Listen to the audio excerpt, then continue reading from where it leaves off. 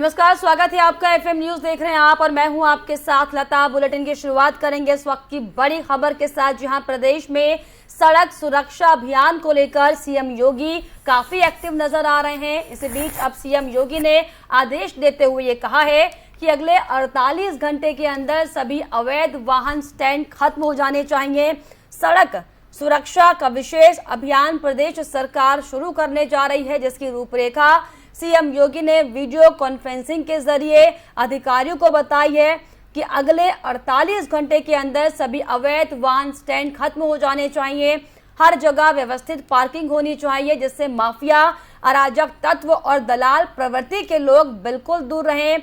साथ ही साथ उन्होंने ये भी स्पष्ट किया है कि अगर अवैध टैक्सी स्टैंड की समस्या हल ना हुई तो इसके लिए जिला प्रशासन के अधिकारियों की जवाबदेही भी तय की जाएगी।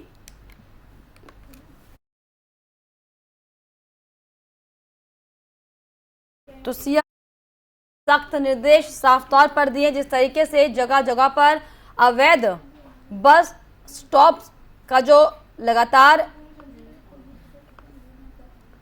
बनाए जा रहे थे, उसको लेकर साफ तौर पर सीएम योगी ने सख्त निर्देश दे दिए हैं कि जितने भी अवैध बस स्टॉप्स हैं उन्हें हटाया जाए और अगर टैक्सी स्टैंड की कोई समस्या है तो इसका निवारण किया जाए, जिसको लेकर वीडियो कॉन्फ्रेंसिंग के जरिए सीएम योगी ने अधिकारियों को सख्त निर्देश दिए हैं। और सीएम योगी ने आदेश देते हुए ये कहा है कि अगले 48 घंटे के अंदर सभी अवैध वाहन जो स्टैंड हैं वो खत्म हो जाने चाहिए। सड़क सुरक्षा का विशेष अभियान प्रदेश सरकार हालांकि शुरू करने जा रही है, जिसकी रूपरेखा सीएम योगी ने वीडियो कॉन्फ्रेंसिंग के जरिए अधिकारियों को बताई कि अगले 48 घंटे के अंदर सभी अवैध वाहन स्टैंड खत्म हो जाने चाहिए। तो अवैध वाहन स्टैंड के खिलाफ सीएम योगी सख्त दिखाई पड़ रहे हैं। हर जगह व्यवस्थित पार्किंग होनी चाहिए, जिससे माफिया, अराजक तत्व और दलाल जो प्रवृत्ति के लोग हैं बिल्कुल दूर हो जाए इन सब चीज़ों से। साथ ही साथ उन्होंने ये भी स्पष्ट किया है कि अगर अवैध टैक्सी स्टैंड की समस्या हल ना हुई तो इसके लिए जिला प्रशासन के अधिकारियों की जवाबदेही भी तय की जाएगी। तो अवैध वाहन स्टैंड को लेकर सीएम योगी सख्त दिखाई पड़े, जिसमें साफ तौर पर अधिकारियों को सख्त निर्देश दिए गए हैं।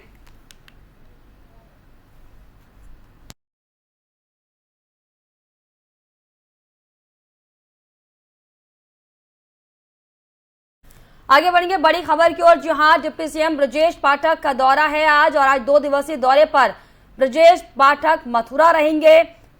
शाम को मथुरा पहुंचेंगे ब्रजेश पाठक।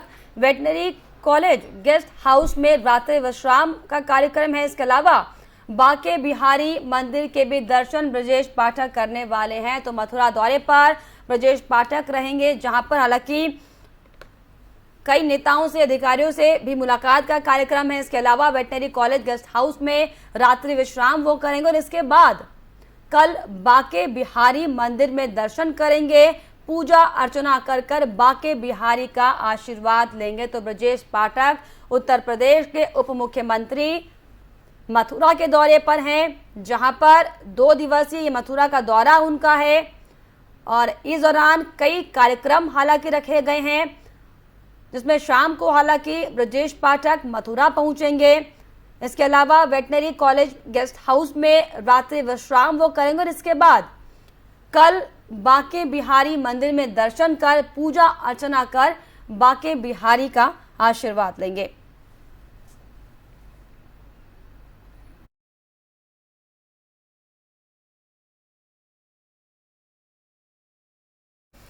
सपा नेता आजम खान की मुश्किलें कम होने का नाम नहीं ले रही। बीते दिन आजम खान की जौहर यूनिवर्सिटी में राजस्व विभाग की टीम पहुंची थी। टीम ने यूनिवर्सिटी की 13 हेक्टेयर जमीन पर अपने कब्जे में ले लिया। दरअसल समाजवादी पार्टी के वरिष्ठ नेता आजम खान ने 2006 में जौहर यूनिवर्सिटी की स्थापना का कार्य शुरू किया था। इसी दौरान लगभग 13 हेक्टेयर शत्रु संपत्ति को भी यूनिवर्सिटी कैंपस में शामिल किया गया था, जिसके खिलाफ अजीम नगर थाने में आजम खान पर अवैध तरीके से जमीन हथियाने का मुकदमा दर्ज हुआ था। ये मामला कई हफ्तों तक कोर्ट में पेंडिंग पड़ा रहा, जिसके बाद हाईकोर्ट ने कुछ शर्तों के साथ आजम खान को जमानत दे दी। साथ ही साथ रामपुर के डीएम को शत्रु संपत्ति को अपने कब्जे में लेने का आदेश भी दिया था। वहीं तहसील प्रशासन और सर्वेयर की संयुक्त टीम ने शत्रु संपत्ति को अपने कब्जे में लेने की प्रक्रिया शुरू कर दी है। इस प्रक्रिया के दौरान टीम जौहर यूनिवर्सिटी पहुंचकर जमीन नापने का काम टीम ने शुरू कर दिया है।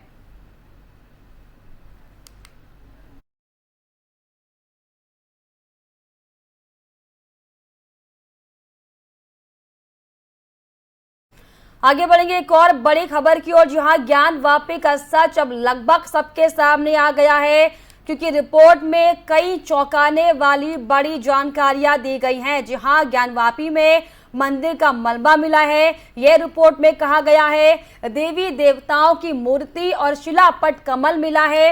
ये साफ तौर पर रिपोर्ट में कहा गया है। इसके अलावा शिलापट पर शेषनाग की कलाकृति बनी हुई है।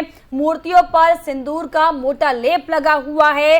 रिपोर्ट में ज्ञानवापी में श्रृंगार गौरी मंदिर के अवशेष मिले, तो तमाम जो सबूत हैं वो साफ तौर पर अब कोर्ट के सामने पेश कर दिया गया है। जांच टीम ने जो सर्वे ज्ञानवापी मस्जिद में जाकर किया था 14 मई से 16 मई के बीच में जो सर्वे हुआ था, इसको लेकर आपको बताएं कि 1000 फोटो और कई घंटों के वीडियोस को मिलाकर करीब 12 पन्नों की जो रिपोर्ट है वो कोर्ट को सौंपी गई है, जिसमें साफ तौर पर जो दावा हिंदू पक्ष के लोग कर रहे थे उनमें सच्चाई मिली है। क्योंकि जिस तरीके से शिलालेख मिले हैं और आकृतियों वाले जो भगवान की मूर्तियां मिली हैं, इसको देखकर लगभग ये कयास लगाए जा रहे हैं कि जो हिंदू पक्ष का दावा था वो कहीं ना कहीं सच होता दिखाई पड़ रहा है। हालांकि इसको लेकर अब जो रिपोर्ट कोर्ट को सौंपी गई है, इसमें फैसला कोर्ट की ओर से सुनाया जाएगा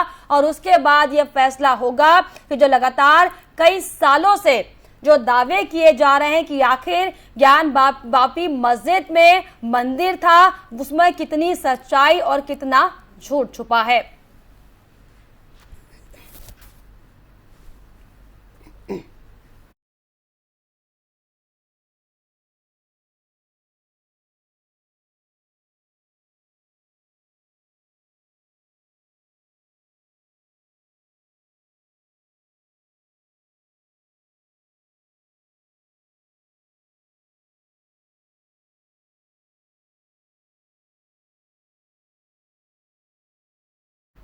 तो एक और बड़ी अपडेट ज्ञानवापी को लेकर सामने आई है, जिसमें जो आज सुनवाई होनी थी, इसको लेकर आपको बताएं कि सुप्रीम कोर्ट ने ज्ञानवापी मामले पर जो कोर्ट का बड़ा फैसला था उसे फिलहाल कल तक के लिए टाल दिया गया है। यानी कि अब कल दोपहर 3 बजे ज्ञानवापी पर सुनवाई होगी। जी हां, हालांकि सुबह से ये कयास लगाए जा रहे थे कि आज सुनवाई इसको लेकर होगी।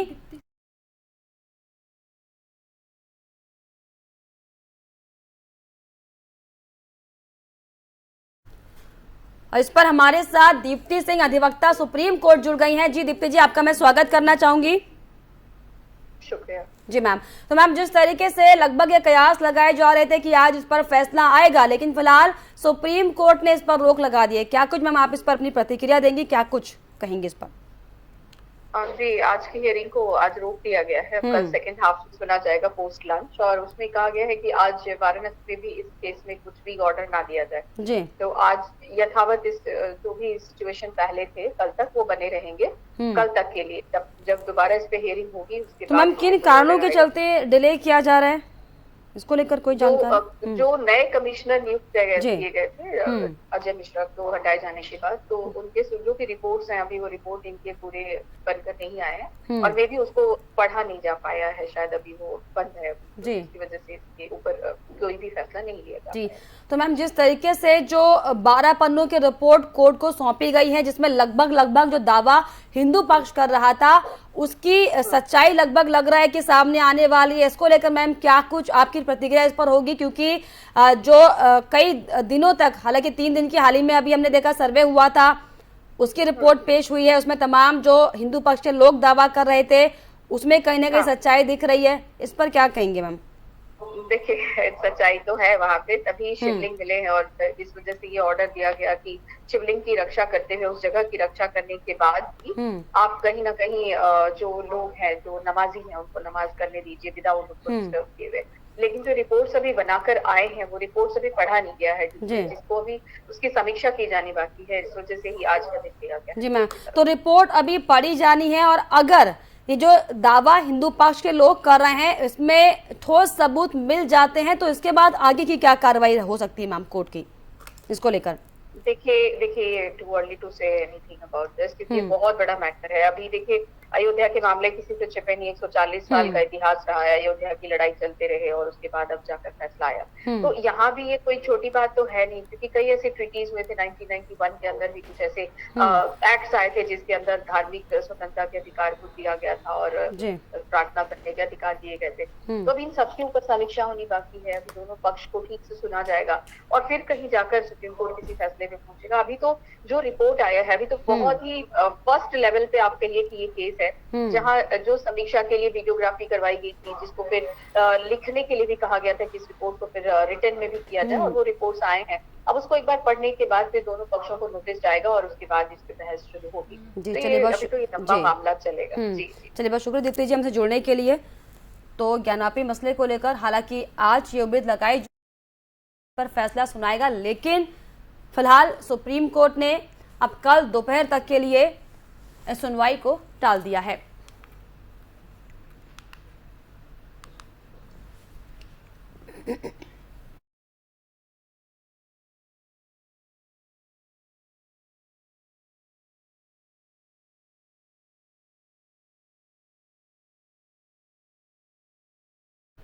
तो आगे बढ़ेंगे एक और बड़ी खबर की ओर, जहां आजम खान को लेकर एक बड़ी खबर सामने आ रही है, जिसमें आजम खान को सुप्रीम कोर्ट से राहत मिली है। जी हां, बड़ी खबर आपको बता रहे हैं, आजम खान को सुप्रीम कोर्ट से अंतरिम जमानत मिली है। रेगुलर बेल के लिए लोअर कोर्ट में अब आजम खान को अपील करनी होगी। तो सुप्रीम कोर्ट से आजम खान को यह बड़ी राहत मिली है। हालांकि लगातार लंबे समय से सुप्रीम कोर्ट आजम खान की जो मुश्किलें हैं वो बढ़ती हुई दिखाई पड़ रही थी, लेकिन अब फिलहाल थोड़ी सी राहत आजम खान को मिलती हुई यहां पर दिखाई पड़ी है, क्योंकि सुप्रीम कोर्ट ने अंतरिम बेल आजम खान को दी है।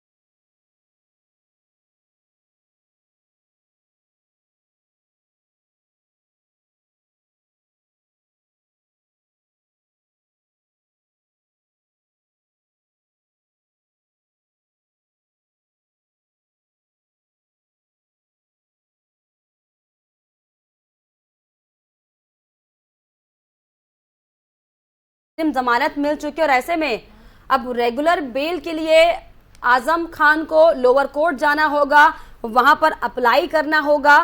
तो थोड़ी बहुत राहत की खबर आजम खान के लिए जरूर है।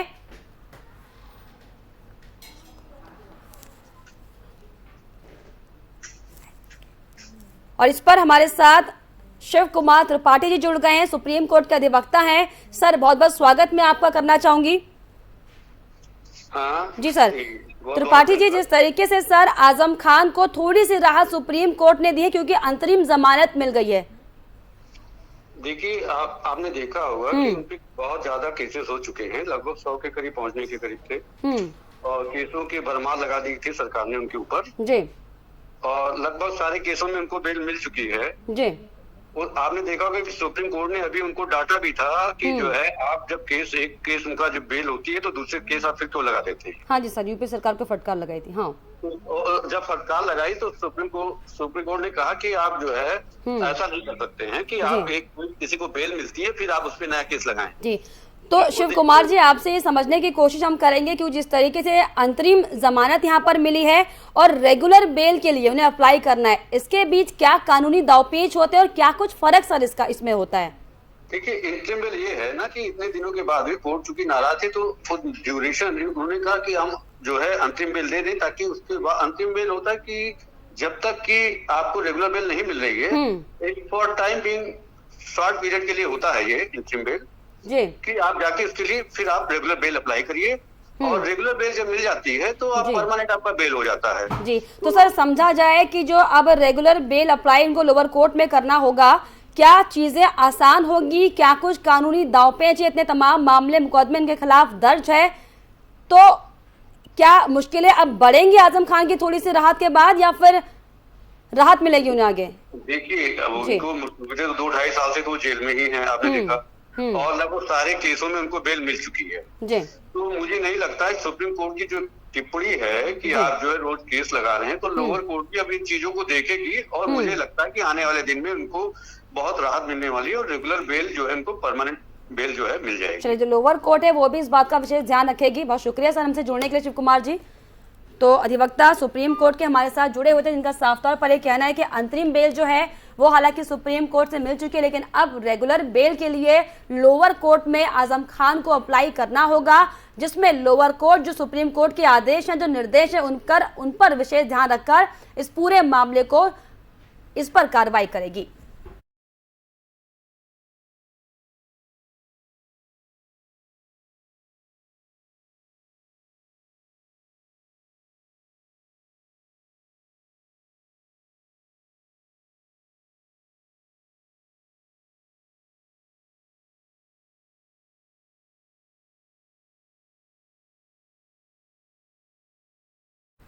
चलिए फिर अब आगे बढ़ेंगे। जिस तरीके से ज्ञानवापी मसले को लेकर हालांकि लगातार ये कयास लग रहे थे कि सुनवाई होगी, लेकिन क्या कुछ सर्वे में सामने आया, उसके बाद क्या कुछ रिपोर्ट पेश की गई है, दरअसल इसकी जानकारी आपको हम दरअसल ग्राफिक के जरिए देते हैं कि क्या कुछ ज्ञानवापी रिपोर्ट में सर्वे को लेकर दावे किए गए, पत्थरों के भीतर की कुछ कलाकृतियां हैं, ये तमाम रिपोर्ट में बात कही गई है। गिट्टी सीमेंट से चबूतरे पर नए निर्माण किए गए हैं। इसके अलावा मध्य शिला पट पर शेषनाग की नागफन जैसी आकृति है, ये दावा किया गया है। शिला पट पर देव विग्रह 4 मूर्तियों की आकृति है, ये रिपोर्ट में दावे हैं। मूर्तियों पर सिंदूरी रंग लगा है, यानी कि जो मूर्तियां हैं सिंदूरी रंग से ढकी हुई हैं, ये दावा किया गया है। मूर्ति पर सिंदूर का मोटा लेप लगा, जो कि साफ तौर पर बताता है कि ये मंदिर की जगह थी। शिलापट में बड़े भवन के खंडित अंश जैसे तमाम चीजें हैं। बैरिकेडिंग के अंदर मलबे का ढेर लगा हुआ है। इसके अलावा पत्थरों के भीतर की कुछ कलाकृतियां हैं जो ये दर्शाती है कि यहाँ पर कई सालों पहले मंदिर हुआ करता था, जिसे तोड़ने का काम किया गया है। हालांकि लगातार हिंदू पक्ष की ओर से भी लगातार ये दावा किया जा रहा है कि जो ज्ञानवापी मंदिर है, वो जो मस्जिद है, वो दरअसल मंदिर तोड़ के बनाया गया है। लेकिन जिस तरीके से आपको बताएं, जो अलग अलग पक्ष के लोग ये दावा कर रहे हैं, अब कोर्ट की रिपोर्ट के बाद ये साफ हो जाएगा कि इन दावों में कितनी हकीकत और कितनी सच्चाई छुपी है।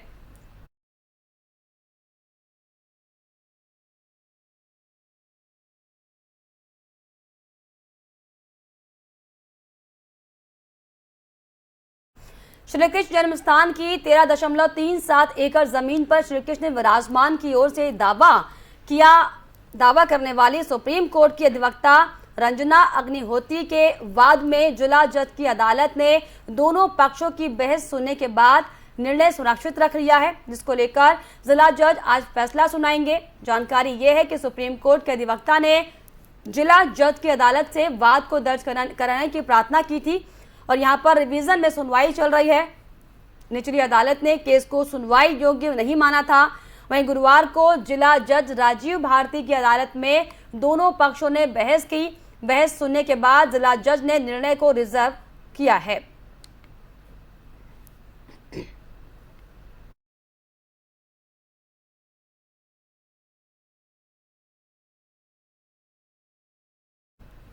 चलिए आगे बढ़ेंगे बड़ी खबर की ओर, जहां एलडीए में जनता अदालत का आयोजन किया गया है।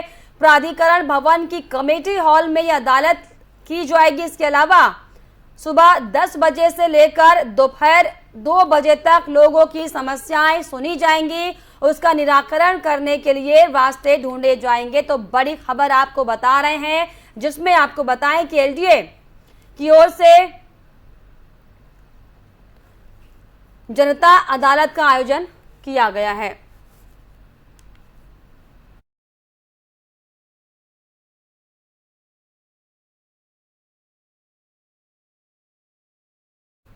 आगे बढ़ेंगे निठारी हत्याकांड में सीबीआई कोर्ट ने बड़ा फैसला लिया है। आरोपी सुरेंद्र कोली को कोर्ट ने दोषी माना है। मोरल ट्रैफिकिंग एक्ट के अंदर करार हुआ दोषी। आज सुरेंद्र कोली को सजा भी कोर्ट सुनाएगी।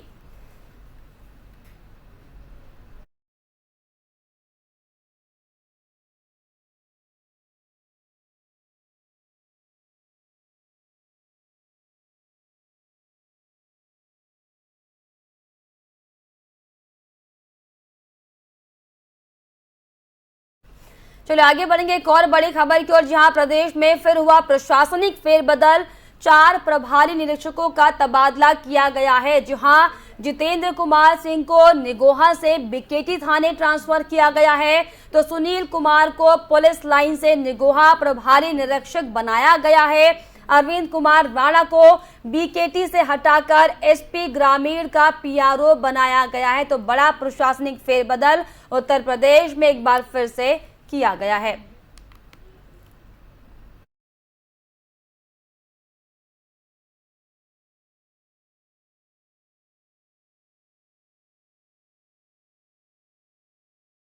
और इसी के साथ इस बुलेटिन में फिलहाल इतना ही। देश और दुनिया की तमाम छोटी बड़ी खबरों के लिए आप देखते रहिए एफएम न्यूज। नमस्कार।